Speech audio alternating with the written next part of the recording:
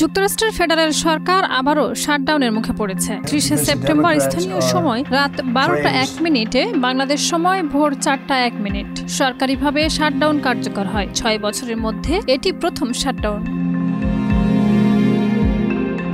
এই পরিস্থিতির পেছনে রয়েছে বাজেট নিয়ে রিপাবলিকান ও ডেমোক্র্যাটদের মধ্যে দ্বন্দ্ব। রিপাবলিকানদের প্রস্তাবিত অন্তর্বর্তী বাজেট বিল ডেমোক্র্যাটরা আটকে দেন, যেখানে সরকারকে 9 সপ্তাহ চালানোর পরিকল্পনা ছিল। ডেমোক্র্যাটরা চেয়েছেন স্বাস্থ্যসেবা খাতে বরাদ্দ বাড়াতে এবং মেডিকেড কাটছাঁট বাতিল করতে।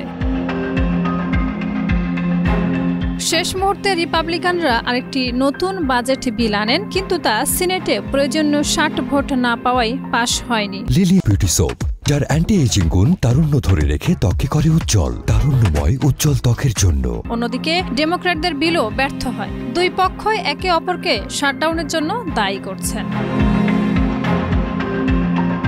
প্রেসিডেন্ট ডোনাল্ড ট্রাম্প শাটডাউনকে সুযোগ হিসেবে দেখছেন। তার মতে এটি কিছু কর্মসূচি বাদ দেওয়া ও কর্মী ছাঁটাইয়ের সুযোগ, যা ডেমোক্র্যাটরা অপছন্দ করেন।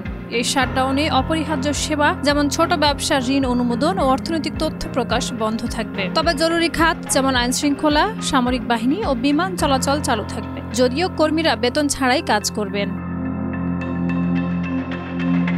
1980 সালের পর যুক্তরাষ্ট্রে 15 বার শাটডাউন হয়েছে। সবচেয়ে দীর্ঘ শাটডাউনটি হয়েছিল ট্রাম্পের সময়, যা 34 দিন স্থায়ী হয়। বিশেষজ্ঞদের মতে এবারও শাটডাউন দীর্ঘ হতে পারে, কারণ সমঝোতার সম্ভাবনা এখনও অনিশ্চিত।